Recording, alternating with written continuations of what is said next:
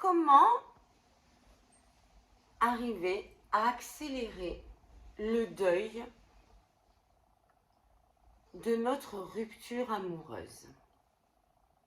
Bonjour à tous, je suis Tiffany Dulost, psychologue clinicienne et psychothérapeute praticienne EMDR, entre autres. Voilà, aujourd'hui je décide enfin d'aborder ce sujet que je travaille depuis un moment, mais que je repousse un peu. Et là aujourd'hui j'ai décidé enfin de vous, vous expliquer les étapes et ce qui pourrait vous aider à franchir plus rapidement le deuil que l'on peut faire quand on est face à une rupture amoureuse douloureuse. Certaines de mes notes sont inspirées de Véronique Cohn, qui est psychologue et psychopraticienne, psychothérapeute. Je ne sais pas exactement les thérapies qu'elle met en place, mais ça veut dire quoi? Ça veut dire qu'en plus du titre de psychologue, tout comme moi, elle a fait des formations à des thérapies qui permettent, on va dire, de sortir, on va dire, de la théorie et d'aller dans la pratique. Voilà, dans la pratique, c'est-à-dire qu'il y a un problème, eh ben on va sortir du problème, arrêter de rabâcher le problème, mais essayer de trouver une solution pour en sortir, pour pouvoir avancer. Tout ça à l'aide de thérapies sur lesquelles elle s'est formée, sur lesquelles moi je me suis formée. Entre autres, moi, il y a la thérapie EMDR, mais il y en a plein d'autres. Et pour elle, je suppose aussi qu'elle a de nombreux outils à son effigie. Alors, une rupture amoureuse peut être effectivement très douloureuse, hein, pouvant amener vers une perte complète de soi, un vide affectif énorme et un vide dans la vie. C'est comme un cauchemar, un tsunami dans lequel on est et on a l'impression qu'on peut ne pas s'en sortir quand on la vit de manière douloureuse. La personne était tout dans notre vie, puis d'un coup, elle n'existe plus. La personne n'existe plus, n'est plus là. C'est devenu un fantôme. Elle n'existe plus. Et on doit rebâtir sur plus rien. Plus rien. Bon, comme dit la citation, un seul être vous manque et tout est dépeuplé. Ben, c'est un peu ça. Tout est dépeuplé. Il n'y a plus rien qui nous donne goût à la vie. L'autre n'est plus là. On a fondé toutes notre avenir sur cette relation de couple, des projets sur cette relation de couple. Et là, tout s'effondre et c'est l'effondrement total, l'effondrement de notre vie. On dit qu'en moyenne, une rupture amoureuse, pour faire le deuil, alors c'est une étude qui vient des États-Unis, qui a été faite sur 155 personnes et qui démontre dans cette étude, dans cet échantillonnage, qu'on met environ, normalement, 11 semaines à 1 an avant de faire le deuil d'une rupture amoureuse de l'autre, quoi. Or, 11 semaines, ça va. C'est pas... ça va. 11 semaines, c'est pas grand-chose. Quand on va à 1 an, c'est un peu plus délicat, mais si on va au-dessus des 1 an pour faire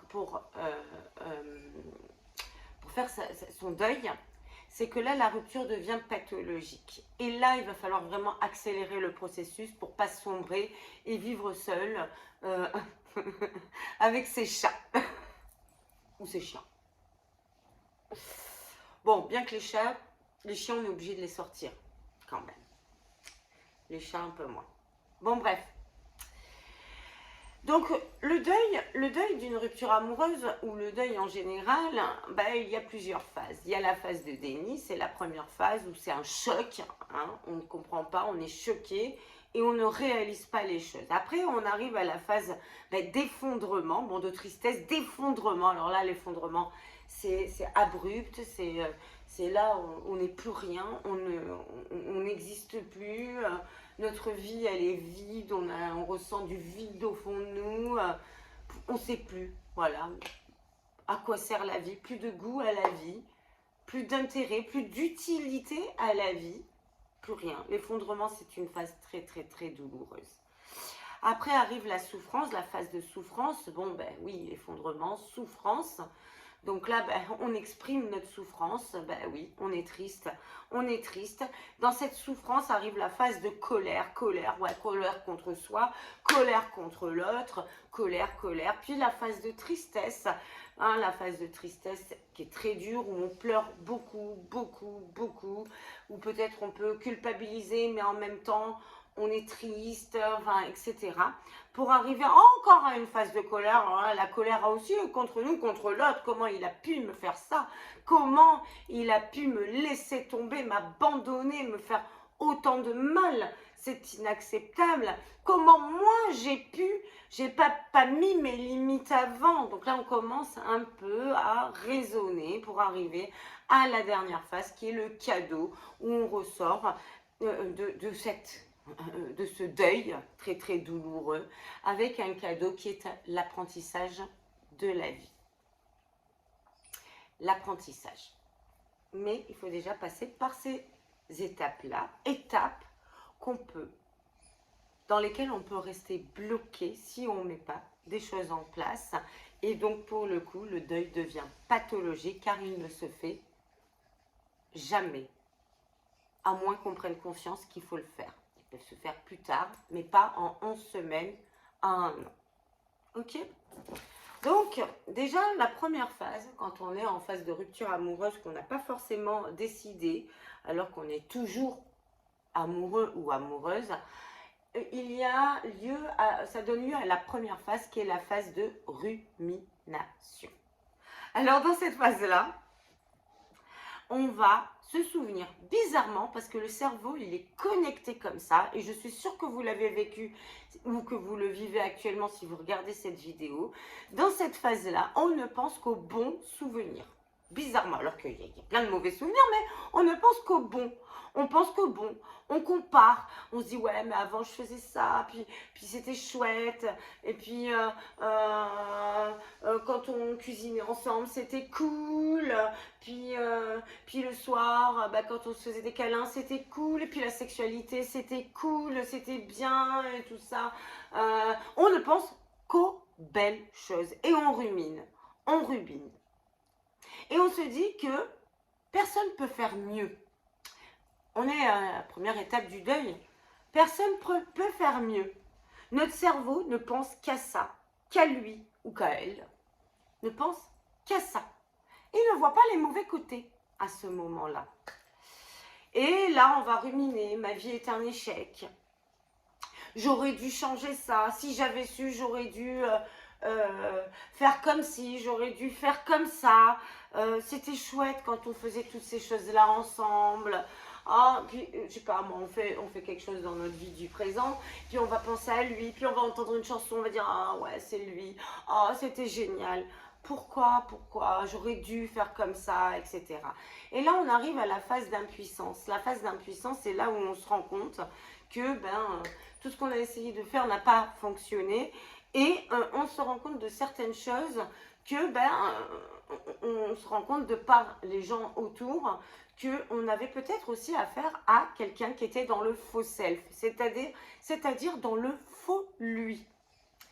C'est-à-dire que on apprend des autres qu'il y avait des choses qui n'allaient pas dans notre couple, alors que l'autre ne nous l'a jamais dit.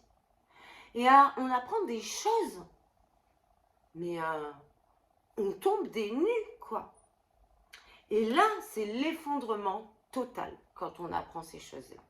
C'est là qu'il va falloir faire attention parce qu'on aura une tendance à l'isolement. C'est là qu'il va faire attention à bien choisir autour de nous nos confidents et confidentes pour pouvoir nous empêcher de trop nous isoler. Bien sûr, pas s'entourer de personnes toxiques, parce que alors là, on va se faire abattre encore plus, mais de personnes de confiance qui vont nous permettre de nous montrer des choses jolies de la vie sans l'autre.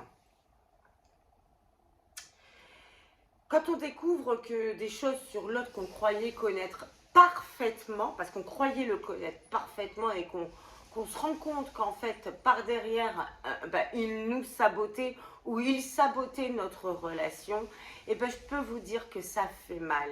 Et ça, il faut en prendre conscience. Parce que ça veut dire que pendant tout ce temps-là de la relation, eh ben, on a vécu avec une personne qu'on ne connaissait pas véritablement. Donc c'était un leurre, une illusion. Et ça, il faut en prendre conscience. Et très souvent, dans cette étape-là d'impuissance, quand on apprend tout ça, on a du mal à y croire, mais c'est quand même l'effondrement. C'est là qu'on va après basculer dans la phase de colère, de souffrance, colère, tristesse, colère. Le problème, c'est que notre cerveau est toujours là, présent, à nous enquiquiner et va continuer quand même à nous dire, même quand on est en souffrance, même quand on a eu le choc, à nous donner l'espoir d'un fantôme qui n'existe plus. La personne, elle est plus là, elle n'existe plus. Elle est même avec une autre. La personne a déjà, alors je dis un pour un, la personne a déjà refait sa vie. C'est un fantôme et puis il nous a laissé comme ça. Malgré toutes ces années passées ensemble. Et nous, notre cerveau, il a tendance toujours à culpabiliser, à nous donner l'espoir, à nous dire que c'est pas possible, avec tout ce qu'on a vécu ensemble, etc. Alors, on va essayer de passer à autre chose. Alors, il y a différents courants là-dessus. Est-ce que c'est bien ou pas bien de cumuler d'autres expériences? Alors, moi, je vais pas vous dire oui ou non. Mais disons que ça ne va pas régler notre problème de solitude. Si on passe d'une personne à l'autre, d'une relation à l'autre après cette relation-là, si c'est fun, si ça nous permet de grandir, de mieux réfléchir, de prendre confiance en soi, etc., pourquoi pas? Mais on ne va pas apprendre à faire face à la solitude. La solitude dans laquelle on va devenir autonome. Les hommes ont tendance effectivement à avoir vite envie de retrouver une autre personne rapidement, etc. Certaines femmes aussi, quand on est dans... quand on a l'impression que pour exister, il faut être en couple, autrement, il faut être aimé par quelqu'un à tout prix, avoir quelqu'un pour se sentir aimé, bien, etc. Bon, ça c'est aussi une illusion, il faut quand même essayer, même si on décide d'avoir des relations, il faut quand même essayer de ne pas faire de sa relation la seule et unique ressource de notre vie. Il faut aussi construire autour de nous d'autres ressources. Et il faut surtout évaluer si les relations qu'on a nous aident ou pas. Parce que si ça ne nous aide pas et que ça nous enterre encore plus, il faut laisser tomber. C'est bon, quoi, là. On est en plein dans le deuil. On est encore très fragile. Si en plus on se remet avec quelqu'un qui nous aplatit encore plus, là, franchement, on le cherche. J'ai envie de vous dire, on le cherche. Clairement. Non. Si on se remet dans une relation, c'est pour du fun. C'est pas pour des problèmes supplémentaires. Parce que alors là, il y aura double deuil à faire. Et là, ça va faire mal. Moi, je vous le dis. Alors, c'est vrai qu'on aurait tendance à, quand on fait ça, quand on passe de l'un à l'autre, on aurait tendance à comparer. Est-ce que l'autre embrasse mieux ou pas mieux? Est-ce que machin? Est-ce que ceci? Est-ce que cela? Bon, c'est vrai qu'on a tendance à faire ça. Voilà. Dans cette période d'impuissance, dans cette période de rumination, il faut arriver à une chose, c'est accepter. Même si c'est dur pour nous, même si c'est dur pour notre ego, même si c'est dur pour notre narcissisme, il faut accepter qu'on n'était pas satisfaisante pour l'autre. L'autre ne nous veut plus, il est passé à autre chose, c'est qu'on n'était pas satisfaisante pour l'autre. Il ne faut pas chercher à se dire, ouais, mais si j'avais pu changer ça, peut-être que là, il m'aurait plus aimé, nanana, nanana. Non, Si quelqu'un doit vous aimer, ça sera pour ce que vous êtes. Et il sera satisfait de ce que vous êtes. Vous n'avez pas à changer pour l'autre. Pour l'autre. L'autre va vous faire des reproches, hein. Il va vous expliquer, parce que attention, hein, dans la phase de rumination, vous risquez d'être encore un petit peu en contact avec l'autre. Alors l'autre, il va vous sortir tous les reproches du monde, hein, du style, enfin, je sais pas moi, hein, que vous preniez pas assez soin de lui, je sais pas moi, vous étiez, j'en sais rien, il va vous sortir plein de trucs, et vous allez vouloir vous dire, mais oh mince, si j'avais été plus comme ci, plus comme ça, plus comme ci, plus comme ça, c'est-à-dire vous sortir de ce que vous êtes réellement, pour lui faire plaisir. Ah, peut-être qu'on serait toujours ensemble. Non, si l'autre, il vous a laissé tomber, c'est que vous n'étiez pas satisfaisante pour lui. Et si vous a laissé tomber brutalement et que vous vivez ça comme un abandon, c'est que pendant, à mon avis, tout ce temps-là, il a joué au faux self avec vous, sans vous dire réellement les choses, pour pouvoir faire grandir la relation. Ça, c'est à prendre en compte. Et ça, son faux self, personne ne le changera. Et il aura toujours le même faux self, même dans ses prochaines relations. Alors c'est vrai que quand on est en phase de deuil, comme ça, quand on ne comprend pas ce qui se passe, on a tendance à vouloir donner du sens à pourquoi c'est terminé. Pourquoi je me suis accrochée à cette histoire autant. On a besoin de ça. Notre cerveau a besoin de comprendre. Alors ça peut aider, ça peut ne pas aider. Parce que des fois, il faut aussi savoir lâcher prise au niveau du cerveau. D'accord? Alors, on peut comprendre quoi? On peut comprendre une part de soi. Voilà. Qu'est-ce qui fait? Qu'est-ce qui fait qu'à un moment donné, j'ai vécu l'inacceptable? Pourquoi je n'ai pas mis les limites avant? Pourquoi j'ai attendu? J'ai voulu changer, je me suis suradaptée. Pourquoi j'ai pas mis les limites avant? Qu'est-ce qu'il faudra que je fasse dans mes prochaines relations? À quel moment je dois sentir que la relation devient pas bonne pour moi, me culpabilise, me fait pas de bien, etc.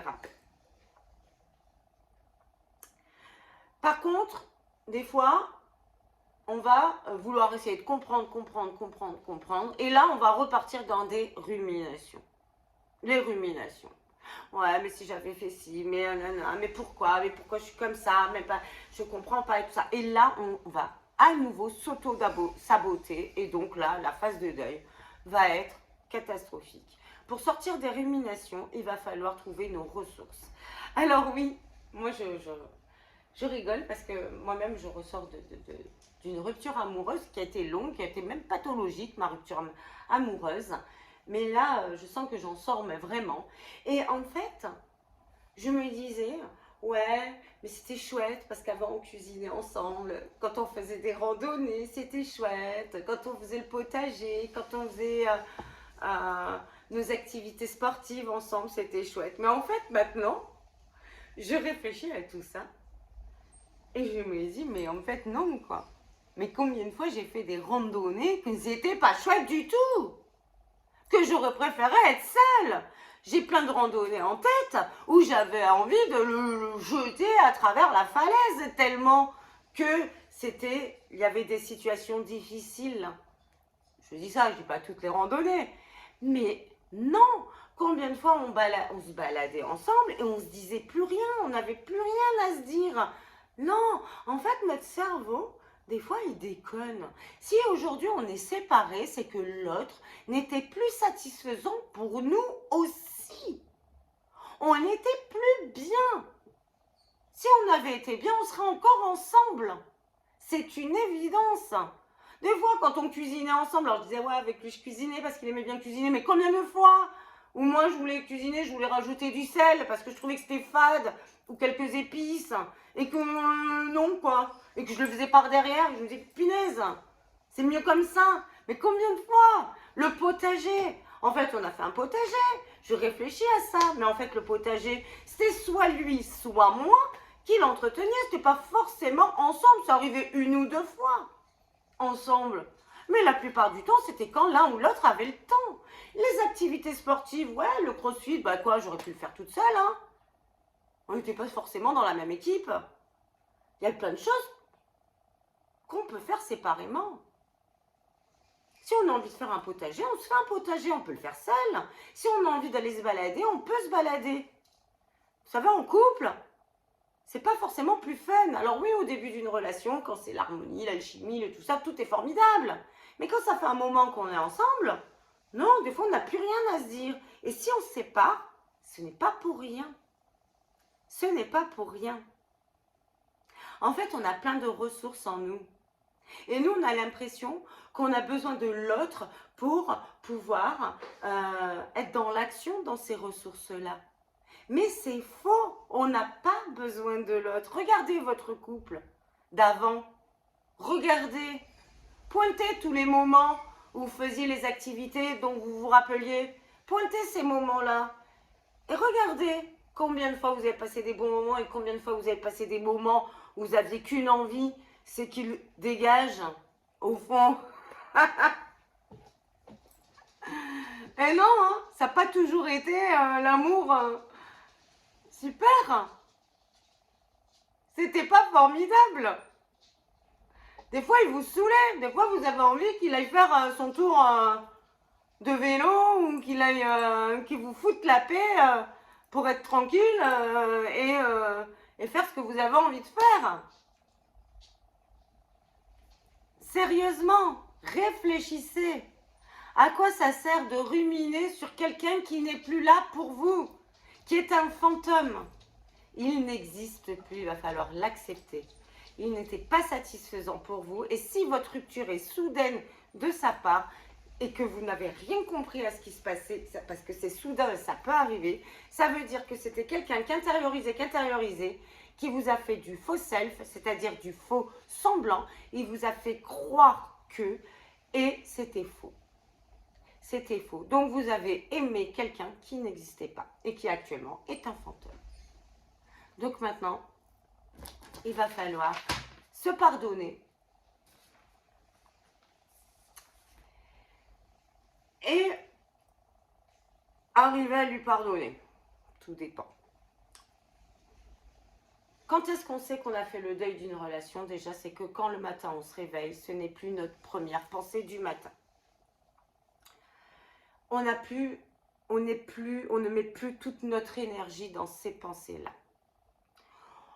On ne donne plus vie à ce fantôme-là. On ne donne plus vie. C'est là qu'on commence à voir qu'on a fait le deuil. C'est-à-dire qu'avant, on y pensait tout le temps, dès le matin, c'était notre première pensée. Puis au fil du temps, on y pense de moins en moins et on lui donne de moins en moins de vie. C'est quand on n'est plus affecté émotionnellement. C'est quand on se dit plus, mais qu'est-ce qu'il est en train de faire là? Oh, telle musique me rappelle lui. Oh, telle... Quand on arrive à faire ça, c'est là qu'on sait. Être ami avec un ex, certainement pas quand on est en période de deuil. Alors là, c'est voué à l'échec, ça va réactiver tout et ça va faire que, encore plus, donner du temps à la période de deuil. Allonger, rallonger le deuil encore. Donc non. Se pardonner, alors vous allez me dire, oui mais c'est difficile quand on a des enfants, on se voit et tout ça. Bon ben non, quand on est en période de deuil, on peut aussi arriver à faire de l'autre un fantôme. L'affect peut être touché. Si l'autre veut rentrer dans l'affect et veut vous fragiliser dans vos petites failles affectives, émotionnelles, à vous aussi de bloquer tout ça, même si vous avez fait le deuil, parce que des fois vous avez fait le deuil, mais l'autre peut venir pour obtenir ce qu'il veut, vous toucher émotionnellement. Non, vous restez juste sur l'organisation et tout ce qui est factuel, pas plus. Dès que ça parle de charge affective ou émotionnelle, vous ne répondez pas. C'est terminé. L'autre n'existe plus dans votre cœur amoureux. Terminé. Terminé. Bien sûr qu'il va falloir se pardonner soi. Donc, le cadeau, savoir où on n'a pas su mettre les limites, quand est-ce qu'on aurait dû réagir et prendre soin de nous. Ça, c'est sûr. Et, ma foi, on peut pardonner à l'autre sans le voir. Mais alors là, il va falloir lui dire les choses. Moi, j'avoue, dans ma relation, je ne pourrais pas pardonner parce que je sais déjà ce qui pourrait répondre à tous les arguments que je peux lui donner. Tout le mal qu'il a pu me faire parce qu'il y a eu de la violence, tout le mal qu'il a pu me faire, je sais qu'il n'est pas en mesure de de dire je suis désolée de t'avoir fait ce mal-là, sans aller plus loin, d'accord? Il n'est pas en mesure, donc le pardon n'est pas possible à partir du moment où l'autre ne s'excuse pas. Voilà. Donc ça, c'est une chose, mais en même temps, la violence, j'avais qu'à pas l'accepter et dès le départ, mettre ma limite.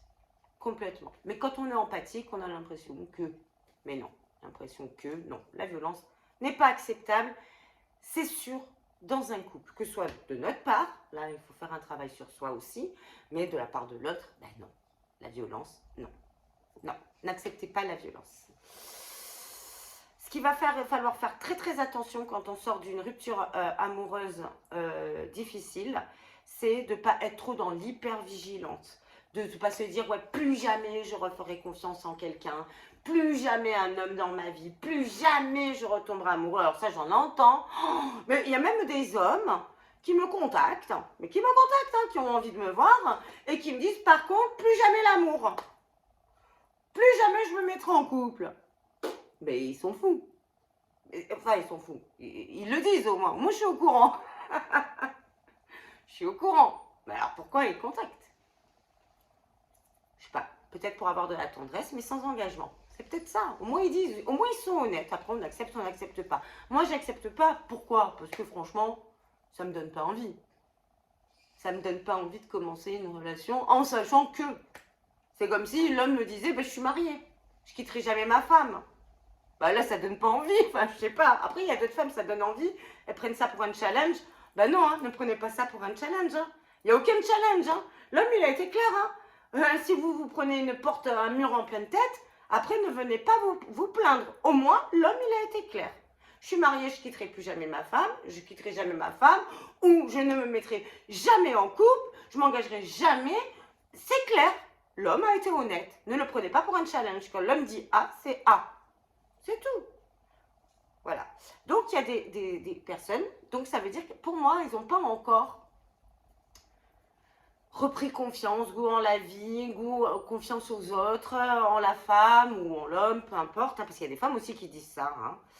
Et ça, ben, voilà. Faut en prendre conscience et puis c'est peut-être pas les bons pour vous. Même si vous n'êtes pas totalement prête à une histoire, au moins que cette histoire ne vous ferme pas les portes d'entrée, ne vous mette pas un mur d'entrée, on verra le présent et on avance et on voit.